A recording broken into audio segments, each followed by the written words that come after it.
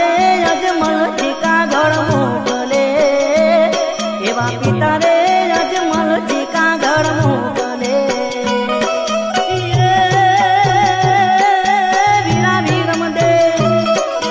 વીરા વીર made જોવે તમારી વાત રે રણસાના રાજા ચૂપને રે ધુમાડે વેલાયા જો એવા આરતી રે ટાણે વેલે લાયા જો એવા ચૂપને રે